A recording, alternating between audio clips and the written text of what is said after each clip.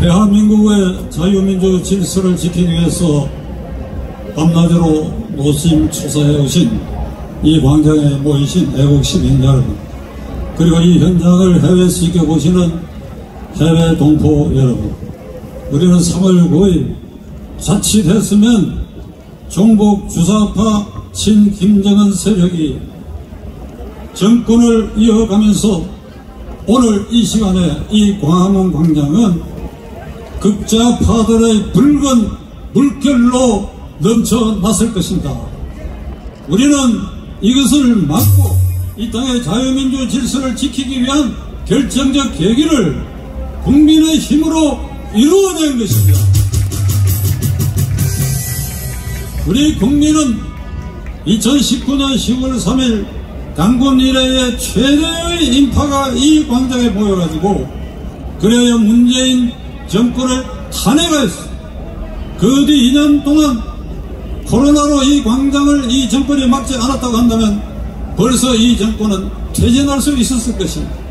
그러나 권력이 이 광장을 겉으로는 막았지만 그 물 밑으로, 광장 밑으로 도도한 민심의 불길이 들끓고 그래야 그것은 드디어 3월 9일 폭발하여 민심이 살아있고 대한민국을 구제하게 되는 결정적 계기를 만든 것입니다. 저는 3월 9일 하루 전날 3월 8일 오전에 제가 운영하는 유튜브 박찬종 TV의 담당 젊은 PD 2사람이 코로나 확진이 판명돼 가지고 그 스튜디오에서 방송을 할 수 없는 사태가 생겼습니다. 저는 생각도 못해서 카메라를 들고 오게 해가지고 이 광화문 광장 세종대왕 동상 앞에 제가 혼자로 섰습니다. 그래야 저는 국민들에게 호소했습니다. 분노의 투표를 해야 합니다.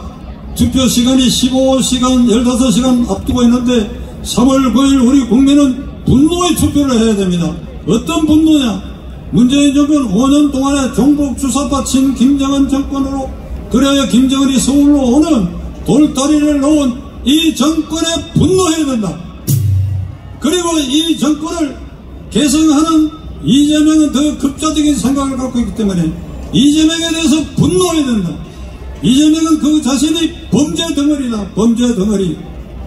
대장동 게이트의 몸통일 뿐 아니라 그의 인격, 성적 모든 것이 절대로 대한민국 국가원수의 대통령이 될 수 없는 자다. 이재명에 대해서 분노하라고 저는 외쳐드렸습니다. 이제 3월 9일 우리는 승리의 날을 만들었습니다. 지금 세계 정세는 러시아 푸틴이 우크라이나를 침공해서나 확실히 지금 실패해가고 있고 조만간에 백기를 들 상황에 이르렀습니다. 그 러시아, 중국, 그리고 북한 이 3대 축과 그래야 이에 대항해서 자유민주주의, 시장경제, 그래야 법치주의를 숭앙하는 자유세력 이 양자의 대결 속에 지난 5년 동안 문재인 정권은 좌표와 편에 서서 당연히 지켜야 할 자유민주주의, 시장경제, 그래야 법치를 존중하는 우파 편에 서지 못해가지고 우파 쪽으로부터 따돌림을 당하는 이런 처지에 빠졌는데 3월 9일을 기하여 대한민국이 드디어 이 양세력의 오른편에 섬으로써 이 균형책을 확실히 지탱하게 된 것은 위대한 우리 국민들의 승리 때문이라고 저는 생각합니다.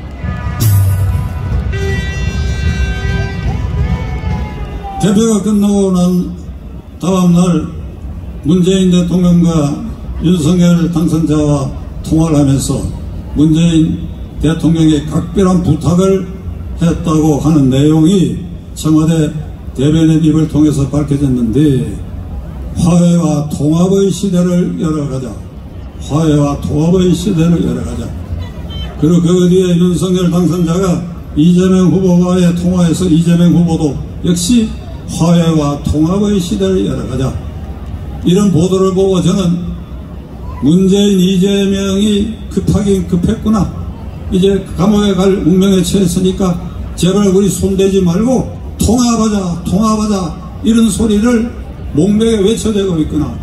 친애하는 애국시민 여러분, 통합과 봉합은 구분해야 합니다. 봉합은 가령 위암 환자에 대해서 의사가 수술하기 위해서 이렇게 칼을 내가 이렇게 열었는데 긁어내봐야 도저히 생존 가망이 없다고 할 때는 그대로 덮고 다시 꿰맵니다. 이게 봉합입니다. 봉합이라고 하는 것은 썩고 병들고 이미 드러난 범죄 사실을 그대로 덮고 가자고 하는 것, 이것이 통합이 아닙니다. 문재인은 이미 드러난 울산시장 부정선거 사건, 월성 원전 1호기 경제성 조작 사건에 그가 주범인 것이 여러 증거로 드러났고, 다만 현직 대통령이니까 수사하고 기소를 하지 못해서 뿐이지, 이제 임기가 끝나는 순간에 이미 드러난 일이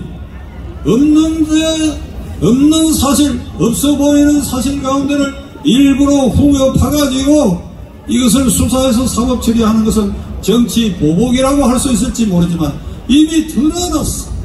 그 관련자 울산시장 부정선거 사건은 벌써 13명이 기소돼가지고 재판을 안 하고 있어. 주범을 기소를 해야 돼. 그 기소가 기다리고 있어.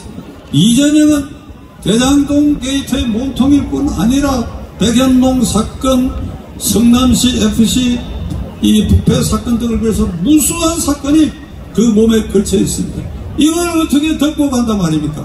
이걸 만일 덮고 간다고 한다면 윤석열 정권은 국민에 대한 배반이고 3월 9일 광화문 민심에 대한 배반이 될 것입니다. 절대 그런 일은 없을 것입니다. 그러므로 당장 이재명은 현재 검찰이 소환해서 영장 청구하고 그래야 기소하여 법정에 세움으로써 그와 관련된 모든 부패 사건의 수사에 시발을 열어야 할 것이라고 하는 것을 저는 윤석열 당선자에게 강력히 호소하는 바입니다. 끝으로 지난 선거운동 기간 우리 국민 모두를 불쾌하게 하고 짜증나게 하고 분노케 만든 이재명 씨에게 경고적 충고를 하려고 합니다.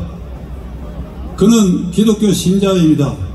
성남의 유력한 교회에 신자로 등록되어 있는데 이 사실이 선거운동 기간에 어떻게 알려졌는가 하면 그 담임 목사가 말하기를 10년 전에 그는 신자로서 임무를 다하지 않기 때문에 신자 명부에서 지웠다 한 걸 공개적으로 발표를 하니까 이재명이 하는 말이 거기선 지워졌으나 나는 내 혼자 기도 생활을 열심히 하고 있다 이렇게 말했습니다.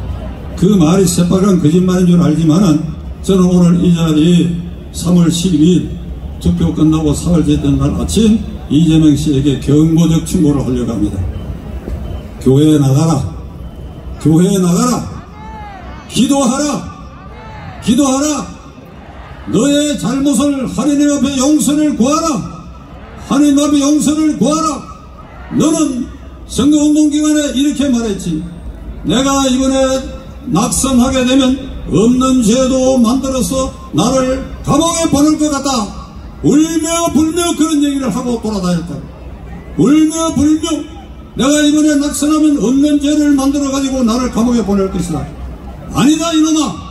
있는 죄를 가지고 너는 감옥에 가야 한다. 남은 길은 하느님에게 용서를 구하고 울며 불며 기도해라 이놈아. 울며 불며 기도해라. 하느님 제가 잘못했습니다. 대장동 게이트는 제가 책임입니다. 나머지 모든 것도 제가 책임이 있습니다. 하느님 용서해 주십시오. 울며 불며 기도하고 그래야 자신의 검찰에 출두해서 진술에 응하고 재판에 회부되고 그래야 감옥에서 계속 울며 불며 기도하고 몇 년이 지나고 나면 하나님도 용서하고 광화문 씨도 용서할 날이 올지도 모른다. 너는 아직 젊지 않느냐? 64년생이니까 환갑도 되지 않았어. 미국의 바이든 대통령은 1942년생, 저보다 3살 아래입니다. 그는 78의 대통령이 됐어. 이재명이 이놈아, 니도 78의 대통령 될 생각한다 그러면 앞으로 4번 5번의 기회가 있다.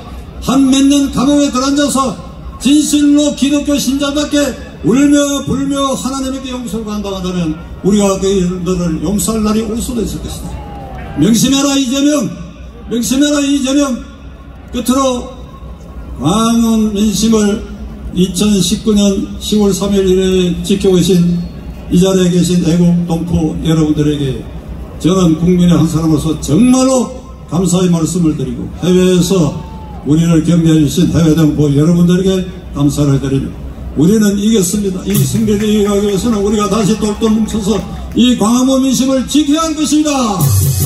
감사합니다.